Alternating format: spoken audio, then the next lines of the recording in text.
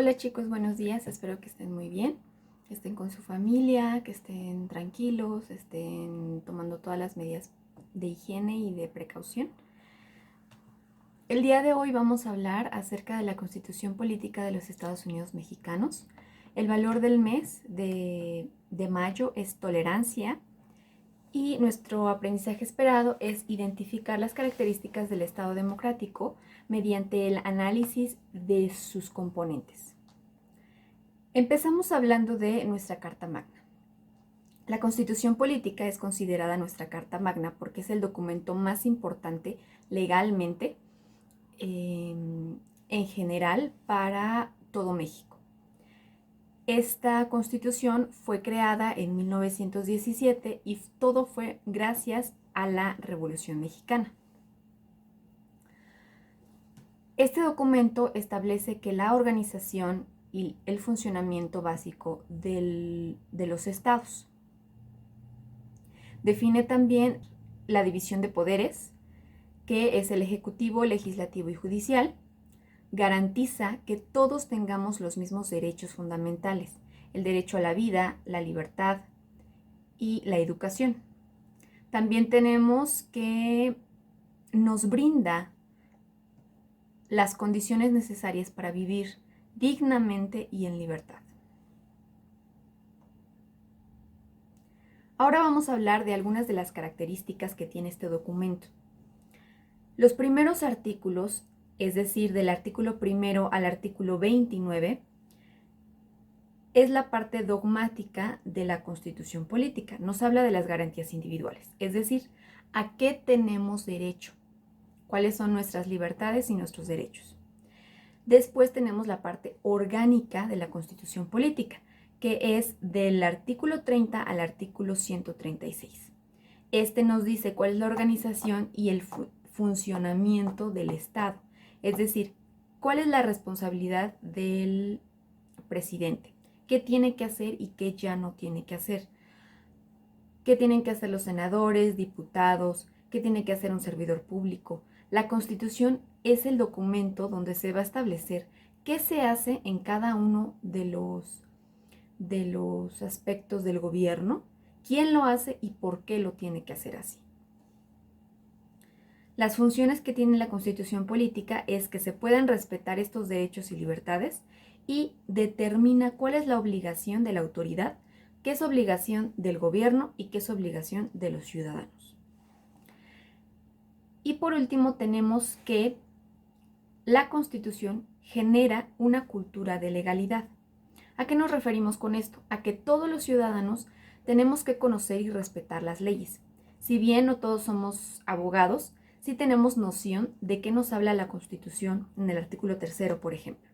O sí tenemos la noción de qué nos dice el reglamento de tránsito. Antes de manejar, nosotros debemos de conocer ese reglamento para ver qué aplica, qué puedo hacer y qué no puedo hacer mientras voy manejando. A eso se refiere con la cultura de legalidad, respetar la ley. Tenemos el artículo 14 de la Constitución que nos dice textual: nadie podrá ser privado de la vida, de la libertad o de sus propiedades, posesiones o derechos, sino mediante juicio seguido ante los tribunales previamente establecidos, en el que se cumplan las formalidades esenciales del procedimiento y conforme a las leyes expedidas con anterioridad al hecho. Esto quiere decir que antes de que yo sea sentenciada, que me metan a la cárcel o que me den una multa, antes de yo ser sentenciada, tengo derecho a ir a una audiencia. El Estado no puede encarcelarme así nada más, porque sí, yo tengo derecho a defenderme ante un juez para ver cuál va a ser mi sentencia. Después tenemos los mecanismos de participación ciudadana. Para eso tenemos que hablar primero de qué es la participación. La participación es un acto social. Yo no puedo compartir conmigo misma. Comparto mis ideas, comparto mis necesidades, comparto qué es lo que yo quiero y deseo. A eso se refiere la participación. Después tenemos el tipo de democracia directa. Esta democracia nos dice que el pueblo puede participar en el ejercicio del poder, es autogobernante. Aquí tenemos tres conceptos principales: referéndum, plebiscito e iniciativa popular.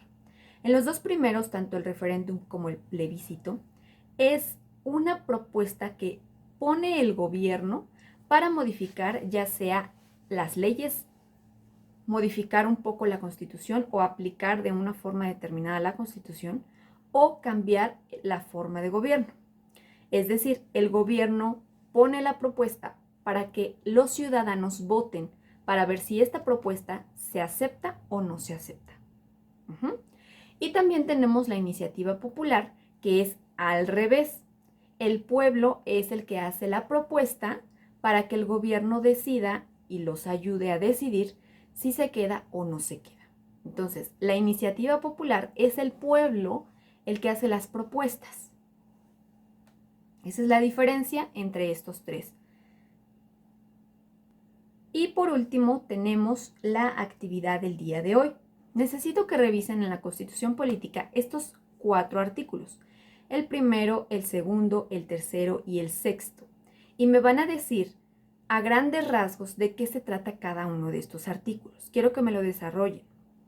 No me lo van a poner palabra por palabra, obviamente, pero con sus palabras de qué se trata cada uno de estos artículos. ¿Ok?